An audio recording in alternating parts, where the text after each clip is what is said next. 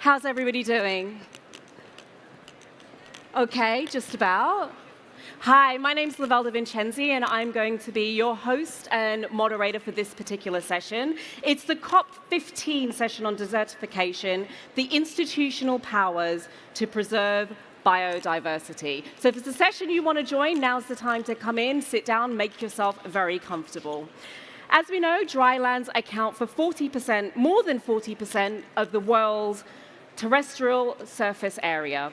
What institutional and financial measures can be taken to avoid the negative impacts of the growing desertification? Well, that's exactly what we intend to be exploring here on this panel right now. Joining me for the panel, I'll introduce all of the panelists first, then we'll bring them all out and dive straight into the conversation. So joining me for the panel, we'll have the president of COP15, Mr. Alain-Richard Donwahi.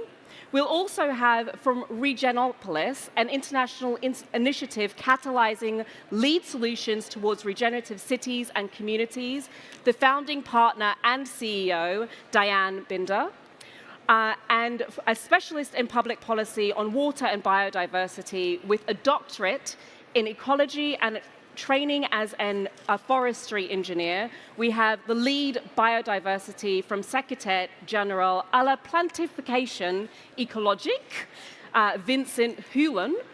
And finally, an agronomist, here we go, finally an agronomist specializing in tropical agronomy from the Executive Secretary of 4 per 1,000 initiative, a soil and food security and climate initiative, which was launched at COP21 in Paris, Paul Liu. Please give a warm round of applause for the panelists.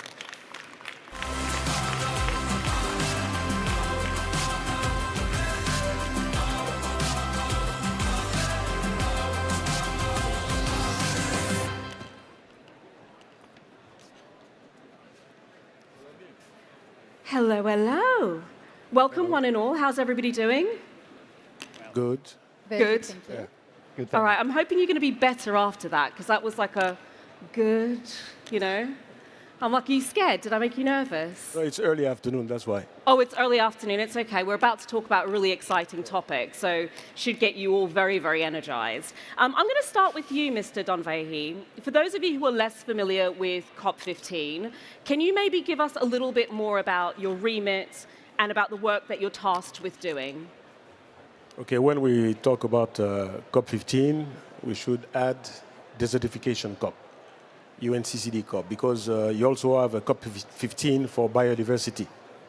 30 years ago, the countries of the United Nations had a meeting and decided to launch the conventions, Rio Conventions. And there were 3 conventions, one on climate, one on biodiversity, and one on the fight for desertification and land degradation. The climate COP is happening every year, except for the COVID year. That's why it's COP28 today. And the other COPs happen every 2 years. That's why we have COP15 for biodiversity and COP15 for desertification. But the convention, the parties of those conventions are all the same. It's more than 220 countries in the world. And 2 years ago, the Desertification COP, COP15, was held in Côte d'Ivoire, Ivory Coast, in Côte d'Ivoire in West Africa. And Côte d'Ivoire has the mandate for 2 years. And I was elected as president for 2 years and a half, actually, to preside this COP. My work is political, it's financial advocacy, and also strategic advocacy. My role is to make sure that the countries, the parties, are putting in place the resolutions that they have decided in the convention. So I travel a lot, go around the world to meet the people, meet the communities, meet the authorities also, to make sure that we are in line with what we have decided to do. And I've tried also to focus on a few projects that are held by the COP Desertification It's the Great Green Wall project in Africa, 8,000 kilometers of green wall to be projected up to 2030. And also my advocacy for the implication of the private sector in the fight against land degradation, the presence of the youth, the participation of the youth and the women in the decision-making process for the COPs. So there's a lot to do. I cannot do everything in 2 years and a half, of course, but I want to make sure that what has been started will continue after I finish my mandate. Fantastic. There's a very broad spectrum of work that you cover, and we'll be diving into some of the, talking about youth and some of the specific initiatives that you do as well. Diane, can you tell us a little bit more about the work that you do? Sure. Thank you very much for having me here, and good afternoon, everyone. First I have a confession to make. I don't believe so much in institutional power. I hope I can still stay here on the panel. We'll make a decision about that as we go. I believe in people, which is the most important at the end of the day. For the past 20 years, I've worked within institutions, for institutions as a consultant, with institutions trying to get financing for public-private partnerships. So I think I have a pretty good overview of the challenges at stake. And it's hard, and we'll delve into that, I'm sure, a little later. So I've been working mostly on private sector developments, really using the private sector to catalyze a shared prosperity. My work has been mostly in Africa for over 15 years now. And I focused very much on the other topic, on environment, mostly on climate action and on the water sector. So I spent more than 10 years building public-private partnerships to give access to water services to populations in Africa. And 2 years ago, I founded Regenopolis. And this is exactly what it's doing. It's basically supporting what I call ecopreneurs, what a number of us call ecopreneurs, which are entrepreneurs working at the intersection of climate, biodiversity, and urban resilience, and community resilience. One of my programs was dedicated to the Great Green Wall. I'm sure we'll get more into details as well, which is the focus on the regenerative value chains. And then I have a program working on regenerative hospitality, which is using micro-hospitality to catalyze projects to regenerate the natural ecosystems and to regenerate local communities as well. And everything we do it through a regenerative mindset, which is very much long-term thinking, collaborative, holistic, bottom-up, and I'd be happy to talk more about it later. Thank you. So Diane, you're going to be our holistic, collaborative thinker on the panel today. Vincent, can you tell us more about the work that you do? Yeah, thank you. So I have something to confess to you. I believe a lot. Is this the panel of confessions? Institutional power, yeah. So my work now is to, I am in the General Secretary for Ecological Planification, which is a French typical service.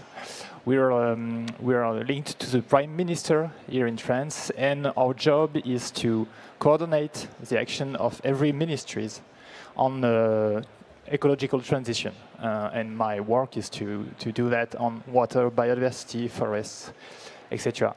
So it's not an easy task, but it's very important on my point of view, because we have to work with every ministry, every services, to be sure that everybody does what he has to do, what he said he will do, to achieve our goals, our international commitments, our national commitments, and what everybody needs to be done on ecological transition, carbon emission, biodiversity, circular economy, etc.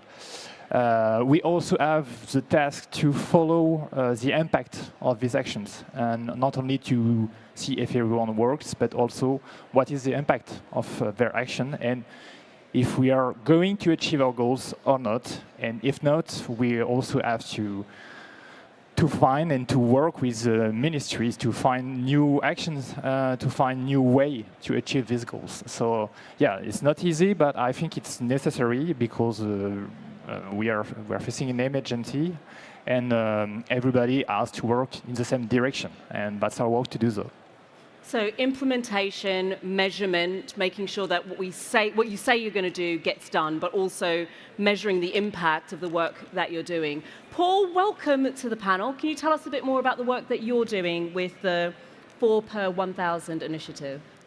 Thank you, Lovelda. Hello to everybody. Well, we tried to have an easier task than all the people that talked before me. In fact, we are working at the global level to try to promote carbon sequestration in the soil through proper agricultural practices, which seems to be a small work, but it's also the name of the initiative, 4 per 1,000, 4 per mil, 0.4%, that the quantity of carbon we should increase every year the carbon in the soil of the planet to offset, theoretically, the quantity of carbon that we are emitting in the atmosphere. So it's quite a doable things if we all work for that. And we are at the 4 per mil, we are one of the major multi-stakeholder partnership, just allying countries, international organization, scientific institution, farmers organization, NGOs, business, all together, because we need all the energy to make this work done. Fantastic. Love the work that you're doing. It's very easy, the panel here is to focus on desertification and preserving biodiversity. Why, Mr. Donwahi, do we need institutional powers to be behind this goal? Can it not be, we're here at ChangeNOW, we've got so many different solution providers who are out there doing work. Why and what should the role of institutional powers be? The role of institutional powers is on a legal point of view, or let's say on text. If you want to facilitate the work of the private sector, if you want to facilitate the work of any company in any country, you need to follow the laws of that country. So the institutional powers have to be able to facilitate the implementation of such decisions that are taken by nations. The convention that I preside is a convention of parties, of countries. But what is most important is the implementation on the grounds. And a lot of times the implementation cannot be done by institutions. It's done by communities. So you need a link between the institutions and the communities. When you look at the financing that is needed also, a lot of time it's public finance. It's public institutions who finance. So that's why you have to go through governments. But it's found to be not very effective anymore. So that's why I was saying that I promote the investment of the private sector. So the politicians, the authorities, the institutions have to understand and put a framework in which the private sector can evolve easily and be effective. I can see both Paul and Diane behind you nodding their heads vehemently. Yes, exactly this. Paul, has that been your experience? Yes, it's right. I mean, we need to define the rules, and the rules are the work for the institutions. But for this environment, need to be, I would say, implemented and work with the people in the field.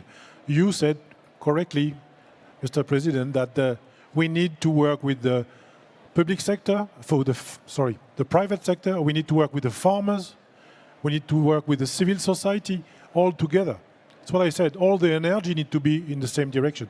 But without the institution, we have no framework. And it could be anywhere. We need to have the guide, and also the convention give us some guidelines in the direction where to go, agreeing among all the country to go in that direction. Maybe sometimes it's small steps, but they are very important steps. So it's all about institutional powers being there to provide the framework for the transformation. Diane, I'm going to go to you because you're the one who's the most dubious about institutional powers. Do you agree that the role of institutional powers is around providing that framework for the sorts of collaborations that you do in your job, with your work? Yeah, actually, I think it's even more than that. I think institutions are prescribers. They're prescribers with regulations and policies, so hence providing a framework. They're also prescribers in terms of financing, of priorities, of influence as well. So I think what's actually, I mean, to me, is not working, is not so much institutions, is the system. So for example, as long as you have institutions called the local partners, beneficiaries, or recipients, that is not working. As long as you have institutions spending more money in administrating projects rather than on financing projects, this is not working. And as much you have institutions having difficulties channeling the funds that are available to the actual project on the ground, this is not working. But it's not institutions per se, it's actually the system. So the question is like, how do you change the system? And I believe that institutions have a leadership role to play in a number of things. In number one, raising awareness.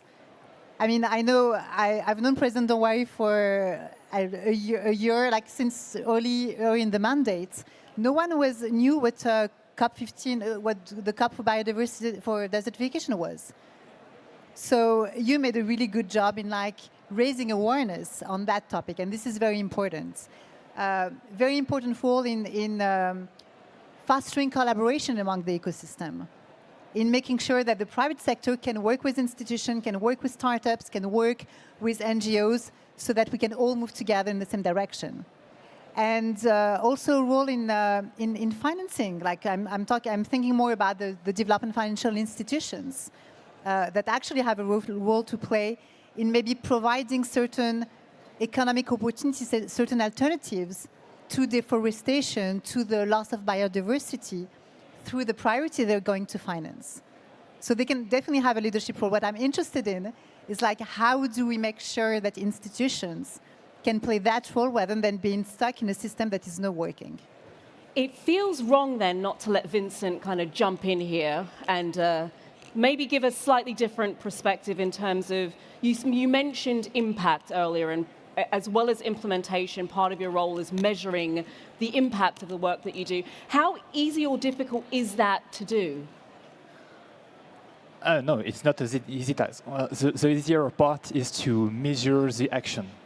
Has everyone done what he said he would do? But it's important, but it's not enough. What we need to do is, do we have the impact that we are expecting? The actions we're implementing, are they doing as good as we want on biodiversity preservation and restoration? That's the major point, and that's not as easy as it is. And I think that I agree with all my partners, but what I think is very important for institutions too is to decide the long-term goals. Where do we want to go together, and when? And so, if we say we have to protect 30% of natural areas, it's very important to say 30%. It's very important to say when, and then after that, how do we achieve that? And are we on the correct pace to do that? And that's also the role of institutional power to do so. And then after, we have to take action, and everyone has to act. Yeah. So I think, Diane, did you have something to jump in and add there? No. I think it's very useful to look at where we are, what the challenges are, and we also know that between you, there are some incredibly powerful actions that you have been taking that's useful for us to know, at least we're moving in the right direction. So I'd like to start with you, Mr. Donwahi. Can you tell us a bit about some of the actions that you're taking with the UNCCD?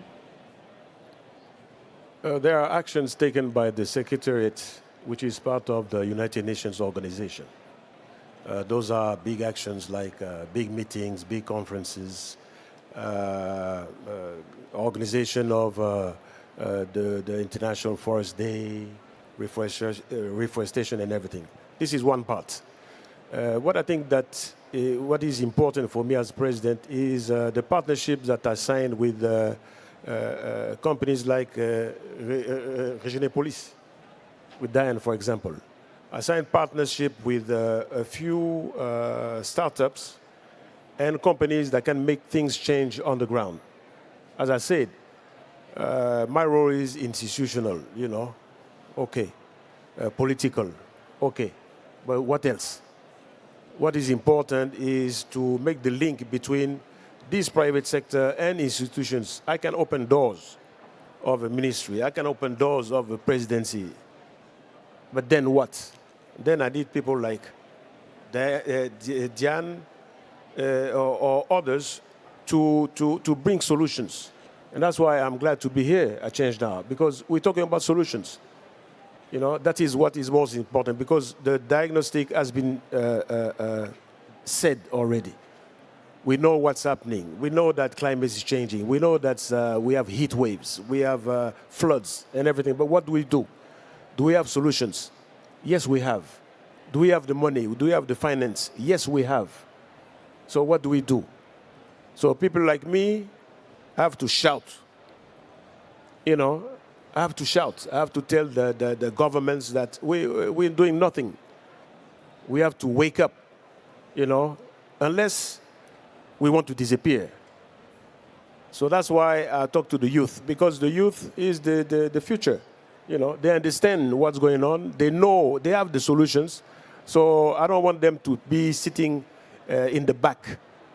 I want them to be sitting in the front. So that's why I'm trying to have, for the next COP in Riyadh, the youth to have a seat. You know, okay, we're going to listen to presidents of all the countries. They're going to come, they make a big speech, and then they fly, and they go. So what else? That's what it is about now. I love that you say that, like looking at who, it's a collaborative element. I'm here to set the framework, to open doors, but your role isn't necessarily to do the implementing, but to connect the implementers, to create the partnerships, to connect with youth, to get people moving forward in a forwardly direction. Vincent, as in the institutional space yourself, what have been some of the actions that you have seen have been particularly impactful? Yeah, I agree with the fact that everybody has to work in the same direction, that we need everybody to work. But I think some actors have a very important role. Private companies have to, I agree with Alain-Richard, have to focus on solutions and to act on the field. We need people to do things. We need people to restore ecosystems. We need people to do the survey on the field, to count species, etc. We need these people. And the other actors we need are citizens, because citizens, they are the engine of change. If they want institutional power to move and to change and to transform something, the institutional power will move. If the citizens don't ask that, we will stay there and act as before.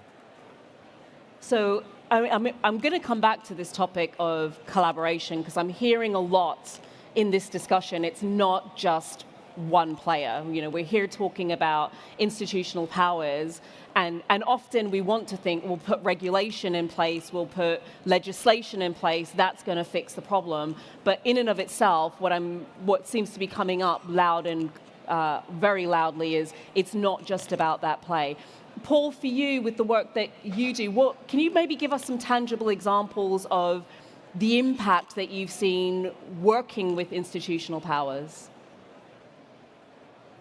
Yes, we have some example, but just coming back on one very important thing. If you don't give the rule, if you don't give the environment, the people will not work. Because also, if the rules are changing too often, then you don't know in which direction you have to go. So we need collaboration, we need institution, but we need stability, not only political stability, but we need also geopolitical stability, which is not exactly what happens in the world at the moment, and we need to understand that. So at the basis of all of that, you have people in the field, you have people in the streets, and those people are the ones who are making the job. So if you don't give them hope, which is another important element of the whole things, they will not do anything. So coming back to concrete action, what we try to promote is how we can develop categories of agriculture that will bring a better world. I mean, increasing biodiversity, increasing carbon in the soil, fighting climate change, fighting world food insecurity. And this is not easy, but we have the recipe. We know what to do. Then the last element after the hope is the will. And this is that is why we need political leader, we need people that show where we want to go. And if we have all of those elements, we will lead all the people to success. But at the moment, success are mainly in the field, local success, very seldomly national success, and more seldomly global success. So how we can reconcile the global expectation with the local work, maybe at the level and medial level, the national level. And this is the importance also of all the convention, because the parties are the country. So I try to book the loop. I love hearing that it's that we can have local frameworks, but we're only going to get so far with a local framework, albeit they're quick and easy to implement. But it's the global frameworks that allow us to scale things up so that we're having the impact that we need to have on a longer term scale. We touched on collaboration a bit, and Diane, I really want to jump to you because you're sort of in the middle between, as the catalyst that's bringing different parties together. Can you maybe give us some examples of really tangible solutions that you've seen where institutional powers and organizations have come together to really make a dent? Sure, I'll give you two examples. One where I learned many lessons, and the other one that is slightly easier. So the Great Green Wall. President, you have mentioned the Great Green Wall initiative that you've been supporting since the very beginning of your presidency. So the Great Green Wall is this initiative led by the African Union to initially fight desertification in the Sahel. So it spans 11 countries over 8,000 kilometers across the Sahel. When you think of fighting desertification, you can imagine the scale and the scope of all the programs that need to happen. So that requires collaboration. I started working on the Great Green Wall a few years ago on a number of different capacities. One of them was the publication of a report on the untapped potential of Great Green Wall value chains for the World Economic Forum. And then I started working on the value chains. Basically, and it's very interesting because to work on the value chains, it means if you want people not to cut down trees, you need to give them a reason not to, so that people, local communities can understand the potential of restoration, of land restoration, and the potential of markets, so that trees have an economic value. So last year, I launched the Alliance for the Great Green Wall in Davos. That was January 2023. And the whole idea was first, alone, there's nothing you can do. And no institution, no private sector organization, no bank, no development financial institution can actually do that. So let's get together, identifying people that can work at each step of the value chains, working with local communities on production, working with local SMEs who transform the product. And we're talking about baobab and shea and gum arabic and balanites. Those are extraordinary products. And then at the end of the chain, there are the off-takers, mostly in the cosmetic and the food industry. So you need to embark the private sector to give them a reason to source or to invest in the Sahel. Not easy.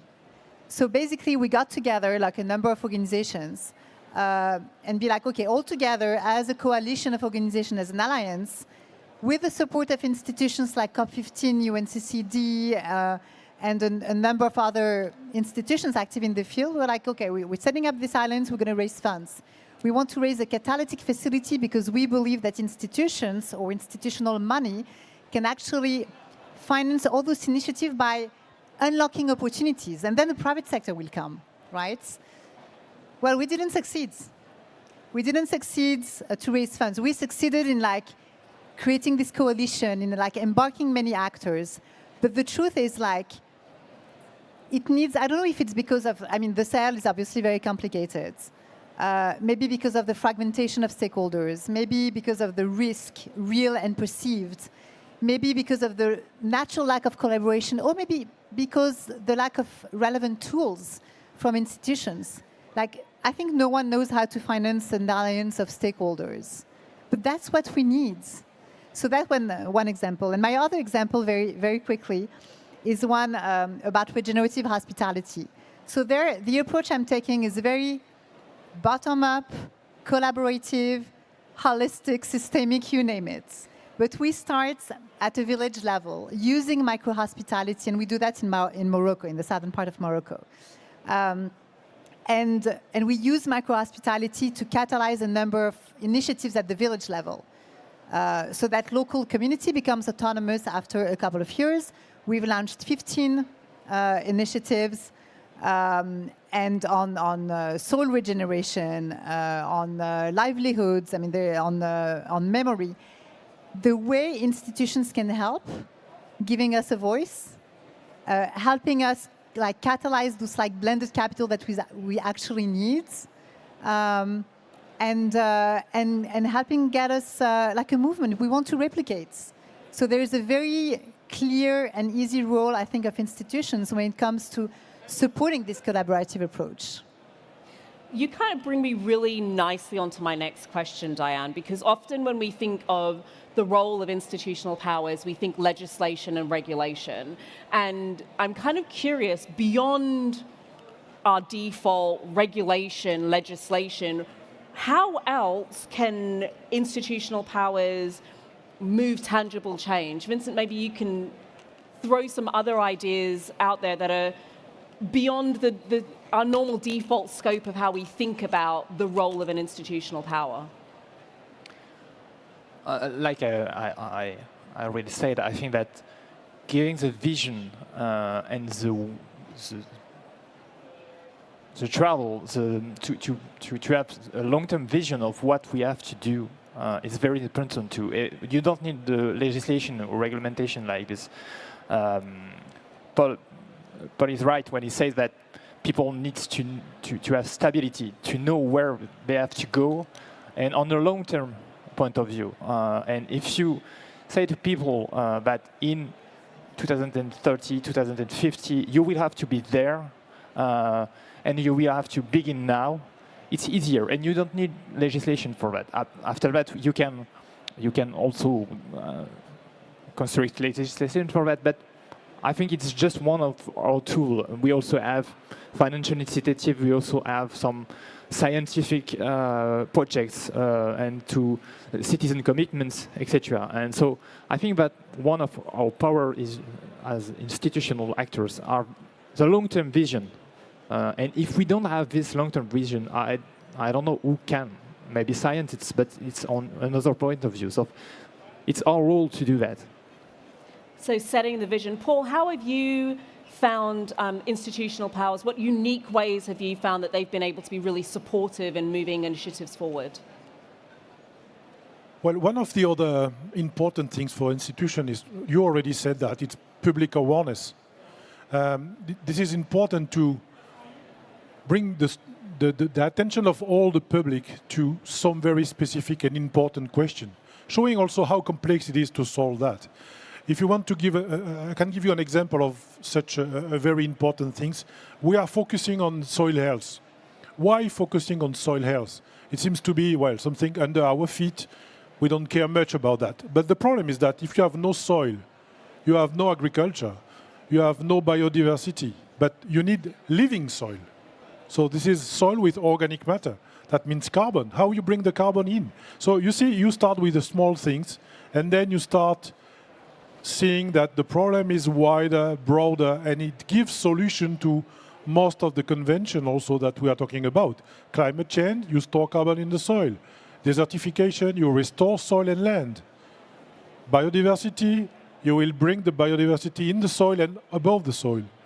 Food security, you produce food and livings for the people. So a lot of solution can be bring with only one small thing, but I don't think it's easy. I just said how you bring attention to very important things, 1, 2, 3, that make the society willing to move in one direction. So education also being a really important element to it. Mr. Donwahi, I could see you nodding your head. And when we spoke in the lead up to this, you shared a number of additional mechanisms beyond legislation and regulation that you've been utilizing. Can you share a bit more about those now? Yeah, you just talked about education. And Paul talked about information, you know, bringing awareness to the people. We've launched a few months ago the Desertification Fresque in Rome. And the Desertification Fresque that is present here at ChangeNOW is a card game that had been designed to inform people about what is desertification, the cause of desertification, the consequences of desertification, and the solutions to combat desertification. It's a card game. It's a ludic way, you know, easy way to understand the question of desertification, you see. So we launched that, and it's doing a good job today. People are interested. I'm having a lot of ambassadors that are appointed. You know, I appoint ambassadors now around the world, young ambassadors to promote that game, but at the same time to promote awareness. Because, you see, if you don't know about something, you are not going to be able to fight against or to change your mindset. So you need information before financing. We need to inform people. So that's what we're trying to do, and it's at an institutional level that I was able to do it, you know, with the help of private personalities, I mean people who are working with it, and it's working, you know, and also talking about education, what I propose to some ministers of education in their countries is to introduce the question of land degradation and desertification in the dans le cursus. You know, it's in English. How do you say? The curriculum of the education at school. So the young people, the children, will be aware. You know, it will become one of their own knowledge and nature, so they can make change later on. It's important to do that, you know. And what else? There are many other things that we can do, but we have to do it ourselves, you know. We need to change. There's one thing I wanted to talk about when you talked about the importance of institutions, you know. The institutions set the pace, the objectives. In a few months, we'll go to COP15 in Riyadh. It's going to be in Saudi Arabia. Somebody asked me, but why in Riyadh, in Saudi Arabia? We know about oil and stuff, and then you are going to organize the next COP in Saudi Arabia. What I'm saying is Saudi Arabia is becoming the most important student, good student. Good student. Good student to promote environmental new mindset. Plus, they have the money. They are putting the finance where it's needed to be. Last year, we were at COP27 for climate COP in Egypt. That was in Egypt, yeah, in Sharm el-Sheikh. President Biden came and made a big declaration, very big declaration, saying that the United States are going to put up on the table $20 billion for the environment. $20 billion. At the same time, I was participating in the Middle East Green Initiative. It's an initiative that was launched by Saudi Arabia with many countries in Middle East, in Africa, and Asia, and some countries of Europe. Great Britain was present. At that initiative, Saudi Arabia announced 400 billion Wow. to be put in that initiative, and $900 billion in their own initiative in Saudi Arabia. That makes things change. So we have to be aware of that, and that's the importance of having institutions, leaders who have a vision, so they can, set the pace for what we need to be done. So that's what I wanted to say. Pace and education, the amount of investment that's going behind it, thinking, you're absolutely right. When people don't know there's a problem, how do you expect them to get behind an issue when they don't understand the education? And where do we start that education? That is, there's definitely a role for institutional powers to play within that. What do we believe the role of science should be playing in shaping public policy? We talk about pace, we talk about education and moving faster. Paul, where should science be engaging with institutional powers to set policy? How should that arrangement be set up? Give me 2 hours? Oh, unfortunately, Okay. you have less sorry. than 15 minutes. No, I will start to be a little bit provocative, if you allow me. We are in a place, it's called ChangeNOW, okay? Let's dream about change. In answering your question, do you know that we have 3 conventions coming from Rio: Desertification, Biodiversity, Climate Change. Each of the convention has its own scientific policy instrument, okay? Everybody know IPCC, IPBES, SPI, right? None of those instruments have the same rule of functioning. They have their own rules, and they have their own independence. Talking about IPCC, they are very independent, and they are not allowed to discuss together, okay? If you want to change something, we all know now, and it's a critique that coming from the society, we are working in silos, problem by problem, while we know that solutions are holistic. Okay, how can we start with the UN, making those 3 conventions, coming from the same conference, work better together, having only maybe starting by a common report every year, bring those scientific institutions, make a report for policymakers together every year, starting by that. After we can dream, we can merge all of them, we can merge all the convention, making only 1 COP every 2 years, would be less costly, maybe. But maybe the politicians, they like to come and say, as you said, putting billions on the table. But it's only on the table at the moment. We need to go in the field. So that could help. And science is very important in the process because it gives us some information. But the problem is that most of the scientific, when you ask them a question, a politician is working for, is it white or is it black? And science comes, oh, it's gray. Okay, what can you do with that? How can you take a decision? You have to make a decision. So we need to help also science to understand, to answer the question correctly, to help the policymaker. Well, that's just a dream, so just wake up and come back to our conversation.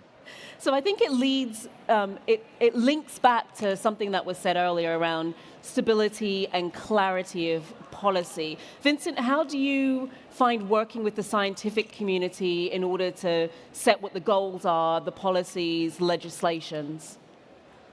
Yeah, we try to work a lot with scientists because we need them to tell us what are ahead of us. If I take the example of forests. We are trying to plant new trees because in France we had, like in other countries, we had enormous fires 2 years ago. We have some problems with dry, etc. So we have to plant new trees to renew our forests.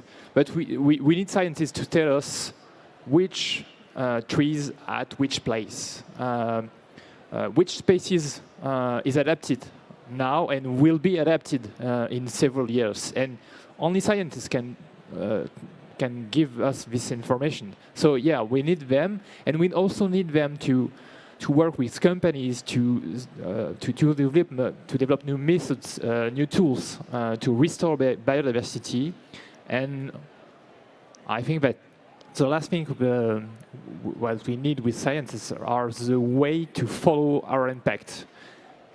I already said it's not easy to follow impact and to observe on the field if biodiversity is returning there, or if ecosystems are functioning too. So we also need them to look at that and tell us how to follow our impact in field.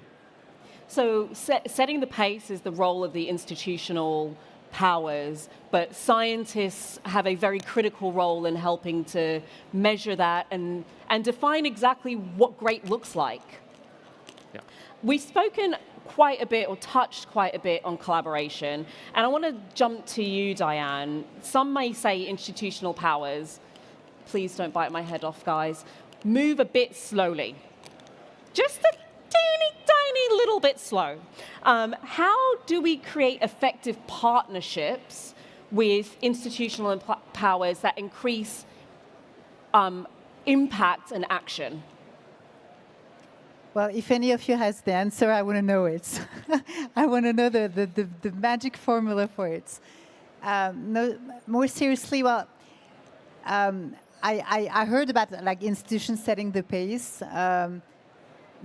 The way I see it is that what we need today is really to be able to think long-term, to think about intergenerational well-being, especially when we talk about biodiversity. It's not our generation, it's like, you know, the principle, the seventh generation principle. So if we need to be able to think long-term and to act quickly, because we all have a sense of urgency. Institutions, despite the vision that is here, may tend to do the opposites, like think short-term and take some time to act. And when I say institutions, like, I mean, we've been talking about institutions since the beginning of the panel. Of course, there are a number of different types of institutions. There are the financial institutions, there are the more political institutions, so not everyone is the same, but that's like a sense I get for the pace. How do we get everyone to work together? I think at the end of the day, it comes very much back to the mindsets, to like what mindset people need to have within institutions and mindset people need to have on the outside. Because don't get me wrong, it's very hard to be working within an institution. I've been there, I've tried, I've failed. It's difficult to make the system shift into a better direction. So I think we need to support those change makers from within as much as we need to support the change makers from the outside. And when I say a change of mindsets, I mean, I'm a lot into regeneration, so I will talk about a regenerative mindsets. Really thinking about radical listening to the needs of the partners, about empathy, about compassion, about collaboration, about how actually institutions can be positioned to serve the greater good in the short and in the long term. But really think about access to all within planet boundaries, you know, the donut economy philosophy. I mean, I think this is very, very core to it, but really shifting the mindsets to a regenerative mindset. And that comes, you were talking about science. To me, that comes from a mix of science and emotions. You know, that's what makes people move at the end of the day. It takes the brain and the guts and the emotions and the feeling, but we need to be aware, we need to have the tools, we need to have the knowledge, and we need to have the passion to drive change. Radical listening, I love that. Mr. Donwahi, I can see you nodding And arguably, you've done an incredible amount of work in the time that you've been president of COP15. How have you been able to get things moving in a way that we haven't seen before? Well, I'm glad to say to Paul that after 1 year of discussions, we were able last year to sign a joint convention between the 3 COPs. Yeah, joint convention with the presidents of the 3 COPs.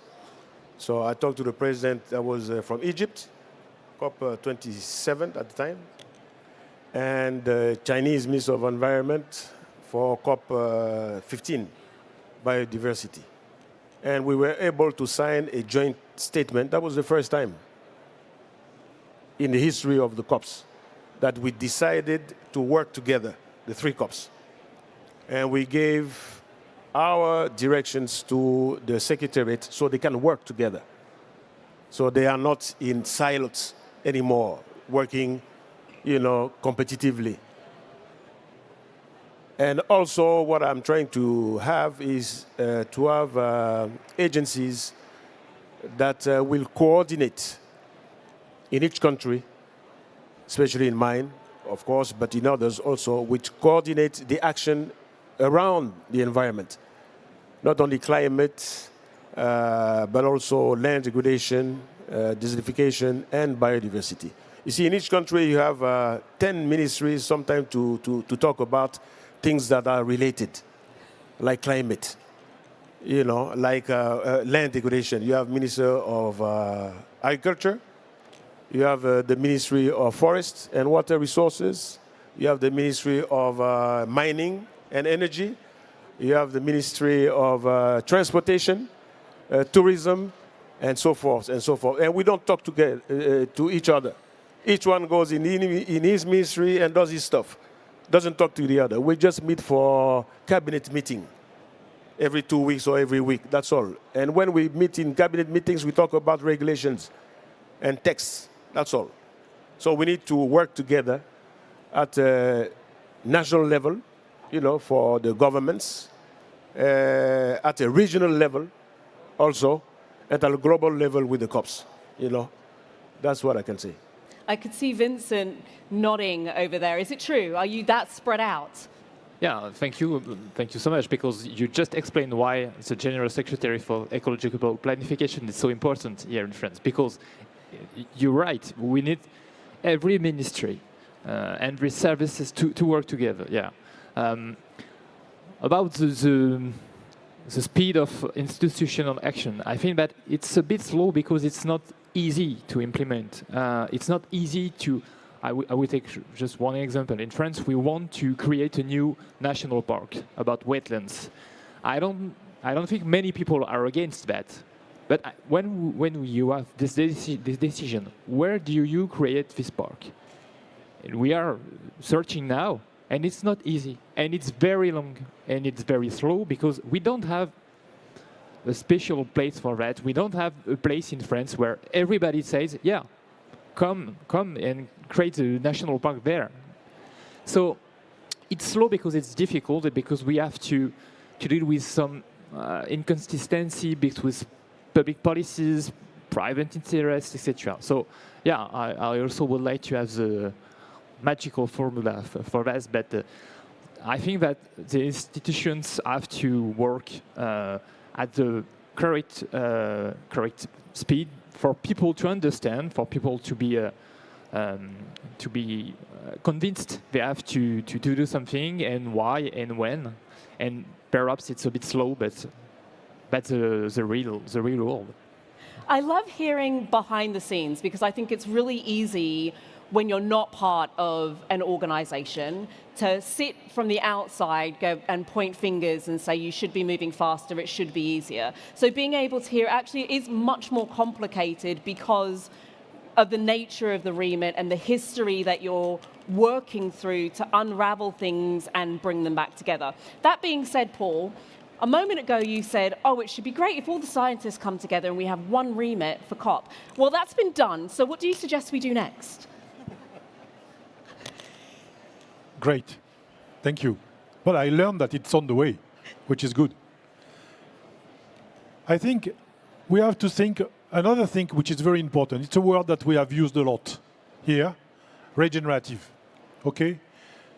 While I was almost a kid, I was a little bit higher than a kid, but well, we were talking about sustainability. Our world was supposed to be sustainable for the kids in the future. We know that now sustainability is not enough. We need to be regenerative. So I love this enthusiasm. But we need to be careful about the word that we are using. A lot of people are using here in this place, regenerative agriculture. What does it mean? Do we have a definition for that? Not yet. We are working on it. But before going in the same direction, we need to speak the same language. Be careful about that, but keep the enthusiasm to be regenerative, because if we will not be regenerative in the near future, even now, there will be no future. And I don't like that, because I have kids and kids of my kids. So I like to be on that way. We need to have a common language across how we're speaking about things. I'm going to end with you, Mr. Donwahi. We've spoken about a lot in the time that we've sat here. If people are to leave this room and they only take one nugget with them as they leave this dialogue, what would you really want that to be that helps to propel us forward? Change now. That was easy. Yeah, change now. We need to change our mindset. You know, do we want to continue living on this planet or not? You know, we have to ask ourselves, what do we want? Are we going to wait on the leaders?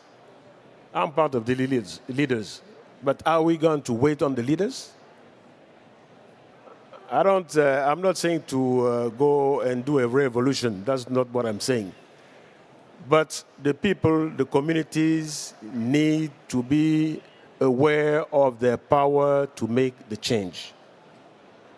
The youth needs to know about its power to make the change. So let's implement the change. Don't be shy. Let's implement the change. Thank you so much. Change now. Who'd have thought those would be the two words we'd be left with today at a conference called Change Now? That brings us to the conclusion of this panel. We'll be back shortly for a second panel where we look at some innovators in the space of desertification and biodiversity. Please give my panelists a warm round of applause.